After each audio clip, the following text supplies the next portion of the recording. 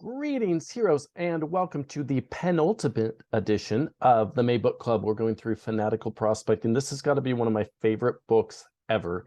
I've already read it, maybe 5 or 6 times, and every time I get new stuff out of it. You need to have it. So we've already covered these sessions here through the prospecting pyramid, and last week we ended with the CRM.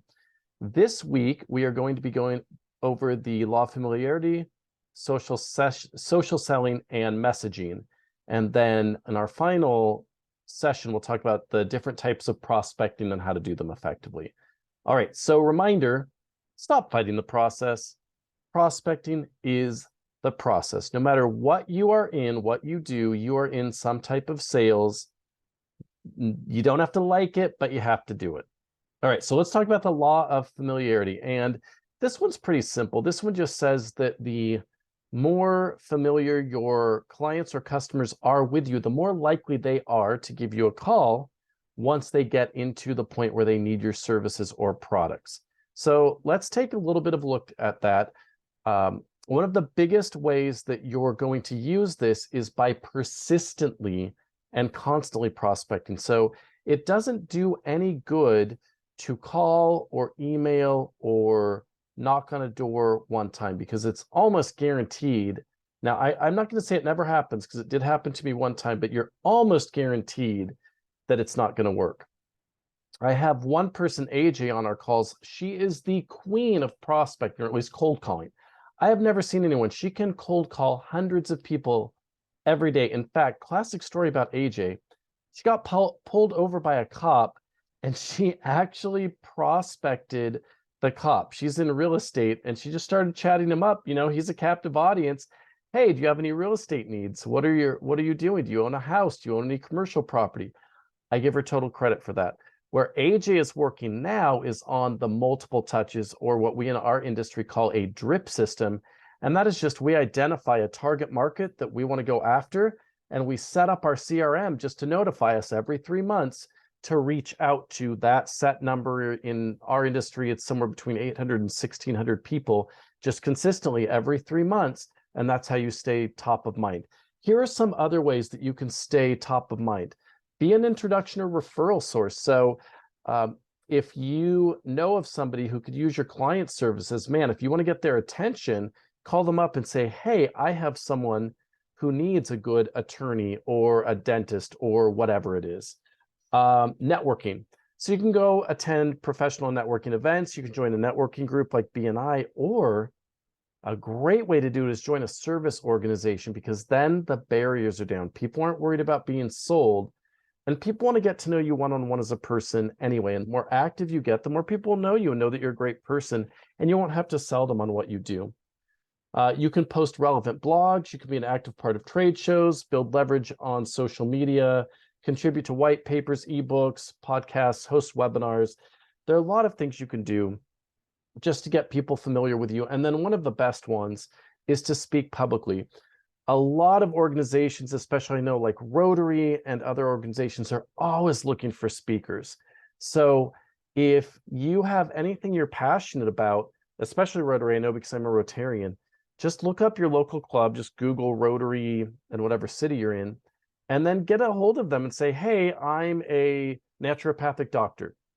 I would love to come and talk to your group sometime about some really great things that I've seen happen in naturopathic doctorhood, whatever it's called. I'm sure Alicia will kill me for that. But that's a great way to get people familiar with you and to get new clients.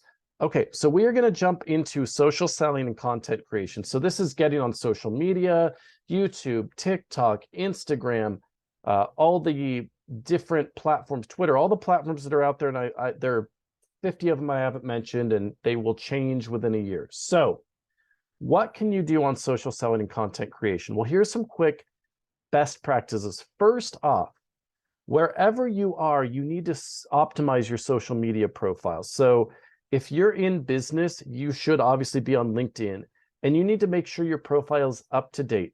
You can join groups.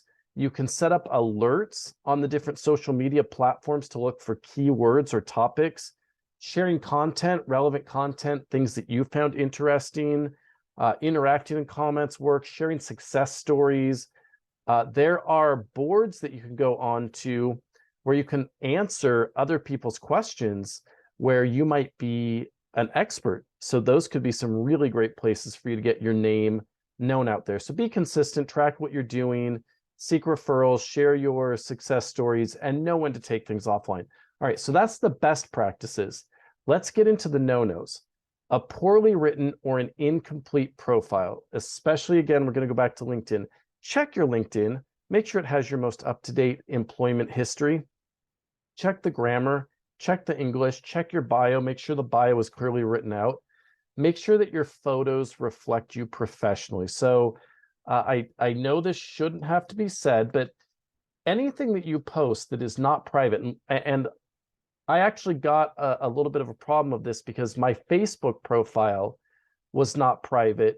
And so some of my personal life, even though it wasn't bad, it was informal and it was bleeding over into my professional life. So I'm going to tell you right now, go into your personal accounts and make sure they're locked down and they are not publicly visible, because you could post a picture of yourself at a party having fun with friends, or post a joke or something between your friends, but it won't be understood outside your circle. Now, on your work profile, on your publicly available stuff, make sure those pictures look good, they're properly taken, they don't look kitschy, anything they're unprofessional. And again,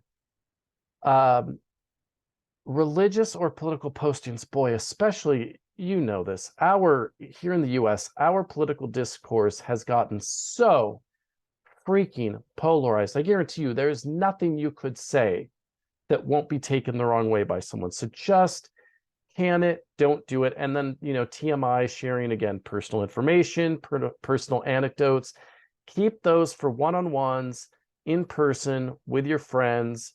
Don't put anything written down where it could come back to bite you in the butt, and make sure your profiles are locked down.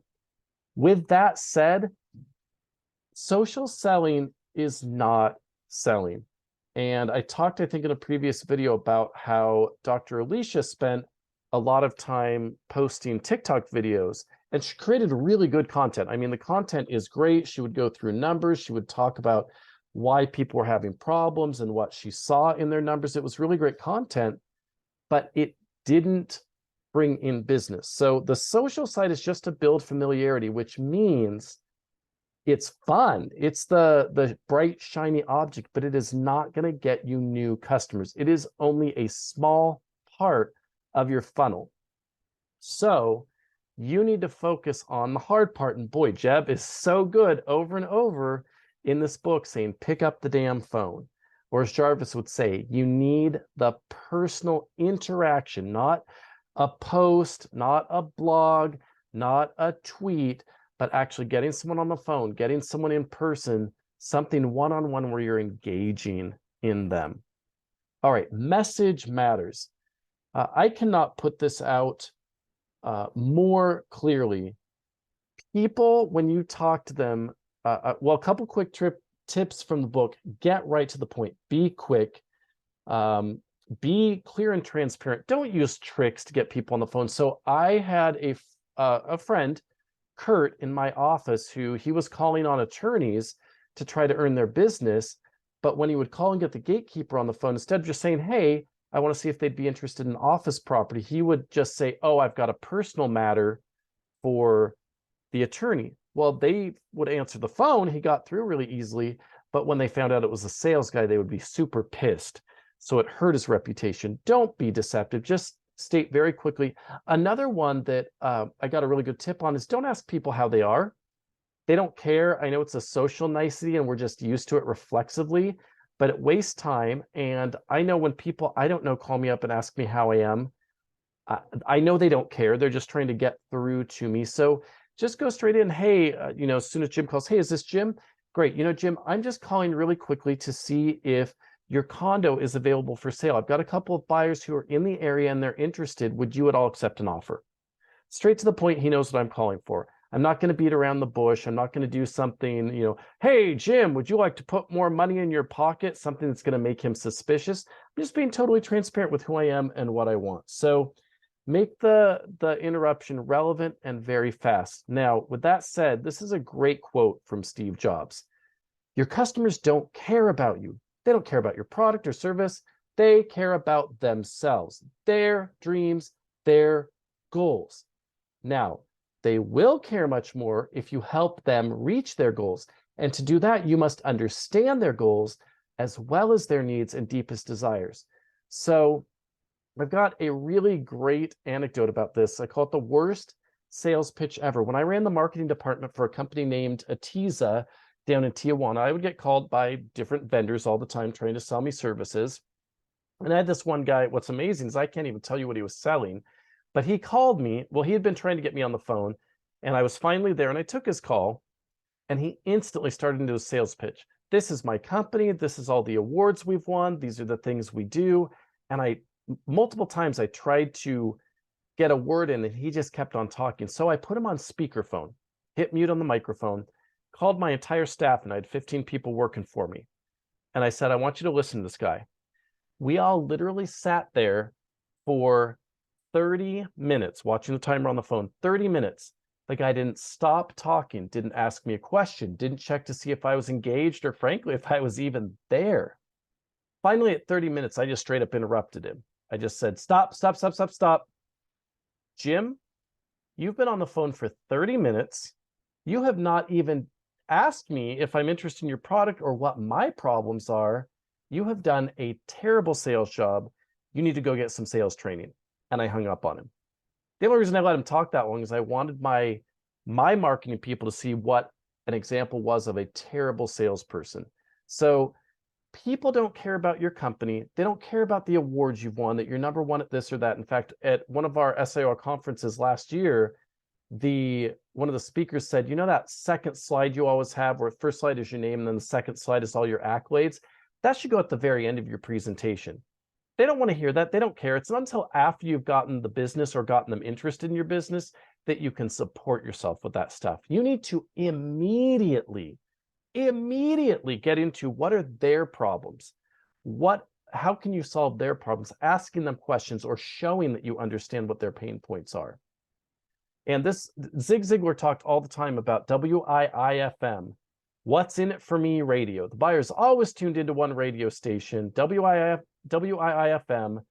The rest is filtered out as noise. So every time you are about to talk to someone, anytime you're putting marketing together, creating a message, the first thing you should be asking yourself is, what is in it for them? When you call, when you send out a mailer, whatever, everything should be crafted around what they care about. When I taught marketing, and my marketing teacher in grad school taught me this, the first rule of marketing is you are not the target audience.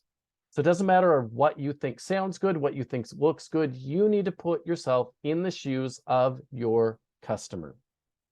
All right, last thing, bonus tip. Man, this was a good one. I got convicted on this one. Jeb asked very bluntly, are you asking for a referral? He said, getting referrals is very easy. Number one, do a good job. Number two, ask. That's it.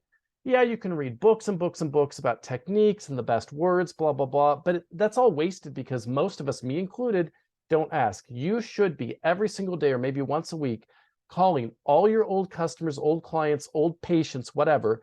Number one, asking them, do you need any more help? And number two, do you know anybody who could use my help? If you did a good job, they're going to be eager to help you. But most of us, including me, screw ourselves over because we never ask. So continually be asking for those referrals. All right, heroes, I hope this was helpful for you. Discussion time, are you harnessing the law of familiarity? And how can you use it to move your customers further down the pipeline? Go ahead and discuss in a group. If you're seeing this online and you're not part of one of our mastermind groups, please comment below, like, and share. We love you guys. I will talk to you soon. Bye, heroes.